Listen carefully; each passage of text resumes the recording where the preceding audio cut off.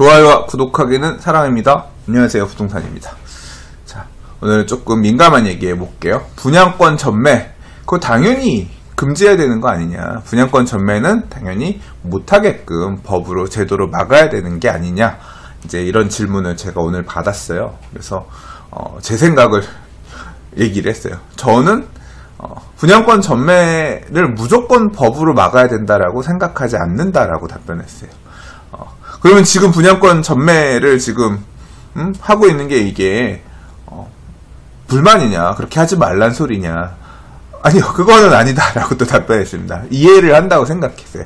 지금 냉정하게 생각해보면 그래요. 분양권 전매가 아예 안 되는 게 아니라 지금도 조정 대상 지역, 청약 조정 대상 지역 또는 투기과열지구 이런 지역만 분양권 전매가 안 되고, 지금 뭐 가격이 하락하고 있다거나 미분양이 발생하고 있다거나 경기가 좋지 않은 지역 같은 경우는 지금 분양권 전매 제한이 없잖아요. 그러니까 이게 항상 똑같은 규제를 모든 지역에 동일하게 해서는 안 된다는 게 제 생각인 거죠. 이 분양권에 대한 규제 자체가 이제 제가 인지하는 범위 내에서 저는 70년대생이기 때문에 제가 어릴 때 어떤 그런 청약 제도라든가 이런 부분에 대해서는 잘 알지 못해요. 저는 사실 이제 부동산에 대한 규제를 온몸으로 체감하면서 보기 시작한 거는 제가 이제 사회에 나오는 즈음으로 해서 한 2000년대 초반부터인데요. 투기과열지구라는 게 이제 처음 생긴 게 2002년입니다. 투기과열지구가 딱 지정되면 분양권 전매 제한이 처음에 도입될 땐 그런 식이었습니다. 중도금을 한 번인가 두 번 넣고 나서 이제 팔 수 있다, 이런 식으로 됐다가, 그 다음에 제도가 변경돼서 1년 지나고 나서 전매가 가능하게끔 바뀌었다가, 그 다음에는 이제 아예 입주 때까지 전매를 못하게 하는 형태로 바뀌었다가, 이제 이런 식으로 규제들이 되게 강해졌거든요. 투기과열지구, 그 다음에 투기과열지구가 지정이 되면 더 많은 규제들이 생기고, 이런 거는 이제 계속 부동산 대책들이 나오면서 생겼던 얘기들입니다. 분양권 투자라고 하는 게 사실 이제 계약금만 납부하고 중도금은 대출을 활용해서 움직이는 굉장히 레버리지를 많이 활용하는 그런 어떤 방식의 투자기 때문에 분양권 투자가 사실 가수요가 되게 몰리는 그런 역할을 하게 됩니다. 그래서 항상 부동산 규제가 나온 분양권 규제부터 2000년대 초반에도 나왔고, 사실은 이번 상승장에서도 이제 분양권 규제 작년에 113 부동산 대책에서 분양권의 거래를 제한하면서부터 이제 규제로 돌아서기 시작했는데요. 이렇게 가수요가 만들어지고 사람들이 분양을 받으려고 하고, 분양을 받을 수 없으니 받지 못하니 분양권이라도 사겠다라는 수요가 만들어지고 하는 거는 가장 큰 하나의 전제가 있습니다.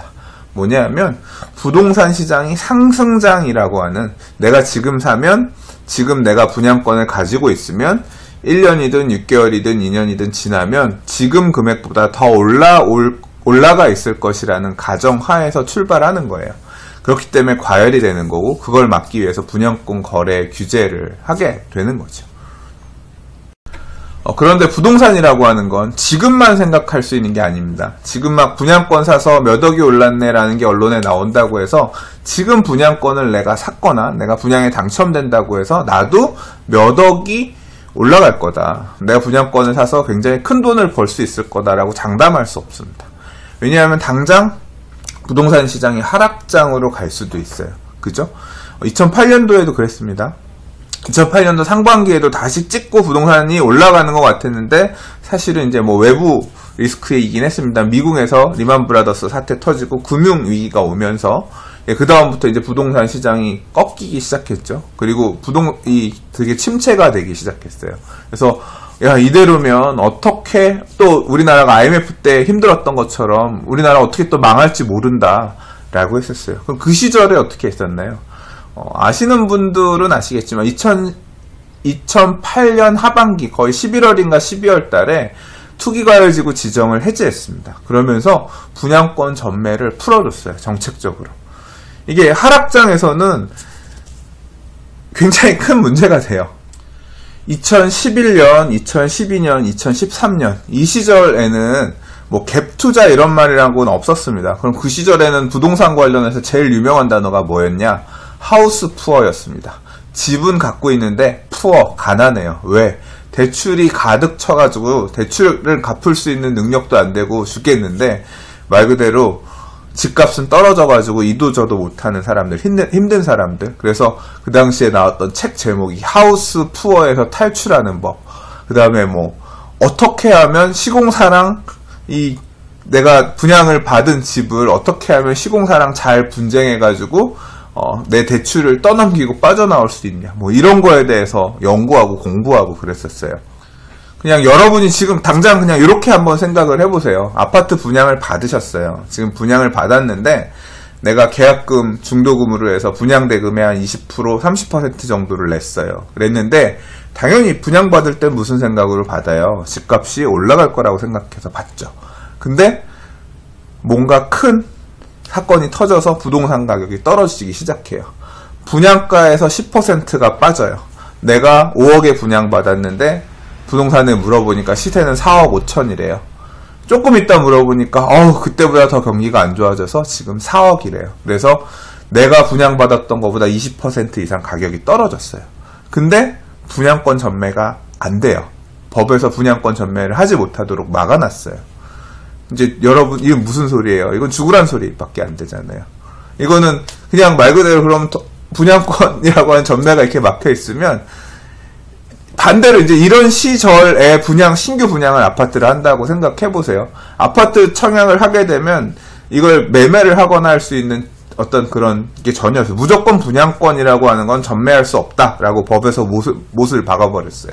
그럼 어떻게 돼요? 분양을 받기 위해서 굉장히 신중하죠. 굉장히 신중해질 수밖에 없죠. 굉장히 신중해질 수밖에 없고, 그렇기 때문에 어지간해서는 잘 분양받지 않으려고 할 수 있어요. 경기가 안 좋은 시점에서는, 부동산 시장이 되게 침체되어 있고 경기가 좋지 않은 시점에서는 잘 분양을 받으려 하지 않아요. 왜냐하면 빼도 박도 못하니까. 분양을 받고 나면. 선분양제에서는 이래요. 자, 건설회사가 아파트를 지어요. 그래서 분양을 하는데 분양권 전매도 안 되고 하니까 사람들이 굉장히 조심스럽게만 청약을 하고 분양을 해도 다 미분양이 나고 하니까 어떻게 돼요? 건설회사는 아이고야 직접 받자, 잘 분양도 안 되고 하니까 그냥 짓지 말자. 땅이 나와도 지금 저거 해도 지금 잘 분양 안 돼. 그냥 지금 짓지 말자 하면 집을 안 짓기 시작하죠. 그러면 어떻게 돼요? 전체적으로 어느 시점 이후에는 새 집이 다 부족해지는 현상이 나타납니다. 그게 사실 지금 그게 벌어진 일이에요. 2011년, 12년, 13년 이때 가격이 떨어지고 기존에 분양했던 데들 다 미분양 나서 할인 분양에도 안 팔리고 하다 보니까 집을 안 짓기 시작했어요. 그 집을 짓는 주체가 건설회사가 아니에요. 집을 짓는 주체는 누구냐면 제가 방송에서 누누이 얘기하는 재개발, 재건축, 조합. 서울 안에서는 주택 공급할 수 있는 방법이 정비사업으로밖에 공급을 할 수가 없잖아요. 조합들이 사업 시행을 안 하기 시작했어요. 왜냐하면 옆에 재개발 사업 하던 데들이 막상 이제 나중에 가서 보니까 분양이 안 돼서 할인 분양하고 할인해서 깎아준 만큼에 대한 추가 부담을 다 조합원들이 부담하면서 조합원들이 손해보는 게 다 보였거든요. 그러니까 옆에 재개발 사업 추진하던 구역들은 그냥 우리 재개발하지 말고 구역 해제해요. 서울시장한테 우리 구역 해제해주세요. 청원 요청해가지고 정비구역 해제하고. 그게 지금 도시재생 뉴딜 사업으로 지금 가고 있는 거잖아요. 그게 2011년, 12년, 13년의 모양이었고, 지금 재개발 분양하는 아파트들 보시면 일반 분양이 되게 많이 나온 경우가 많아요. 제가 이제 그 분양 얘기할 때도 청산자가 많아서 청산자가 몇 명 정도 있는 것 같네요. 얘기를 한 게 뭐냐면 지금으로선 상상할 수 없지만 그 시절에 불과 3, 4년 전에는 사람들이 그랬다니까요. 내가 재개발구역에 집을 갖고 있어서 이걸로 조합원 분양가로 일반 분양가보다 싼 조합원 분양가 수준으로 아파트를 분양받을 수 있는 권리가 나한테 주어졌음에도 불구하고 난 포기하고 그냥 청산금 받아서 나 그냥 돈 받아서 나갈래요 라고 하는 사람이 그렇게 많았던 시절이라는 거예요. 이게 시장 환경 자체는 좋을 때도 있고 나쁠 때도 있어요. 자, 이렇게 부동산 시장 환경이 안 좋을 때도 똑같이 굉장히 강도 높은 규제로 분양권 전매를 못하게 막아놓게 되면 더 악화를 구축하는 거죠. 그럴 때는 어떻게 해야 돼요? 정책적으로 제가 생각할 때는 분양권 전매도 풀고, 그래서 다시 집을 지을 수 있는 여건을 만들어주면서 좀 부양책을 만들어줘야 되는 게 맞다고 생각합니다. 그래서 저는 지금 뭐 이게 그러니까 분양권 전매를 막아야 된다, 막지 말아야 된다가 아니라 지금도 분양권 전매가 되는 지역이 있고 되지 않는 지역이 있죠. 부동산 경기가 과열이 돼서 뜨거운 지역, 그래서 좀 규제를 해야 되는 지역이 있는 거고, 여기는 조금 지원을 해줘야 되는 지역도 있는 거잖아요. 그게 지금도 같은 대한민국 안에서도 지금 차별화되고 있잖아요. 따라서 지금 하는 방식대로 과열이 되면 조정 대상 지역을 지정을 하고, 그 다음에 너무 더 과열이 되면 투기 과열 지구를 지정을 해서 규제를 하다가 다시 조금 이제 경기가 침체되는 모양새가 보이고 집을 뭐 짓게끔 해줘야 된다라고 생각하면 투기 과열 지구를 해제한다거나 아니면 조정 대상 지역에서 해제하면서 또 전매가 가능하도록 풀어준다거나 뭐 이렇게 하는 게 맞다고 생각해요. 그리고 사실 저는 시장주의자이기 때문에 어느 정도 시장에서 해결이 되게끔 해주는 게 좋다고 생각하는 편인데, 지금 이제 그렇습니다. 우리가 뭐 선분양이 낫다, 후분양이 낫다 얘기를 하지만 결국 이 부동산이라고 하는 것도 집을 짓는 사업을 하는 사업 시행자도 결국 시장의 한 부분이잖아요. 이제 지금 뭐 선분양제를 무조건 해야 됩니다, 후분양제를 무조건 해야 됩니다, 이것도 지금 현재는 규정이 없어요. 후분양제를 무조건 해야 된다는 규정이 없기 때문에, 또는 후분양제를 하면 안 된다는 규정도 없기 때문에 사업 시행자, 그러니까 재개발 조합이나 재건축 조합이 후분양제 할 수 있어요. 근데 지금 지금 분위기는 후분양제 하겠다는 재건축 단지들이 많이 나오고 있죠. 현재 그렇게 계속 나올 것 같죠. 사업 시행자 입장에서 앞으로 부동산 가격이 더 올라갈 것 같아요.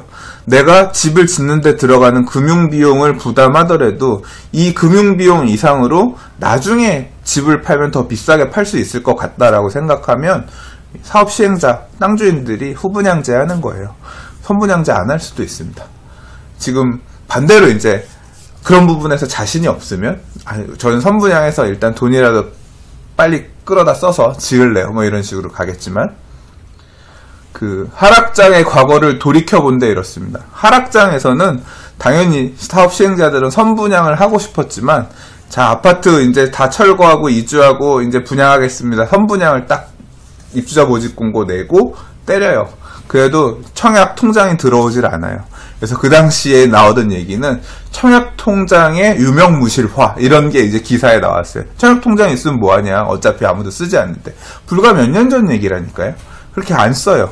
그러면 선분양을 때려도 분양 계약을 하는 사람이 없으니까 미분양으로 쌓이죠. 건설회사는 빨리 이거 하나라도 팔아서 일반 분양 계약자로부터 돈을 받아야 되는데, 조합은 그 돈이 나가야지 이제 건설비 부분에서 조합 부담이 줄어들게 되는데, 이제 그 돈이 안 나가니까 사실 이제 그 비용 부담도 나중에 가면 조합이 다 내야 될 추가 부담금의 원인이 됩니다. 그래서 비자발적으로 후분양을 했었어요. 그 시절에 분양하던 아파트들은 2012년, 13년, 14년에 이제 2012년, 13년에 분양했던 아파트들은 입주할 때 가서 2010년부터 분양했던 애들이 그렇게 미분양이 났었네요. 분양이 안 되니까 입주할 때 가서 할인 분양하고, 결국 뭐냐면 그 시절에 가서 아마 그 시절에 집 사신 분들 중에서 아파트 입주하는데 뭐 분양가보다 할인해서 팔아요, 다 지어놓은 거 보고, 우리가 소위 말하는 지어놓은 거 다 보고 층별로 보고 그렇게 해서 그 당시에 사신 분들 계실 거예요. 그 당시에는 어떤 것도 있었냐면요, 할인 분양도 해주고요, 지금 시점에서 이 할인 분양하고 미분양한 걸 사면 양도소득세를 면제해주는 그런 조항까지도 붙었었어요. 불경기에는 그런 식으로도 간다니까요.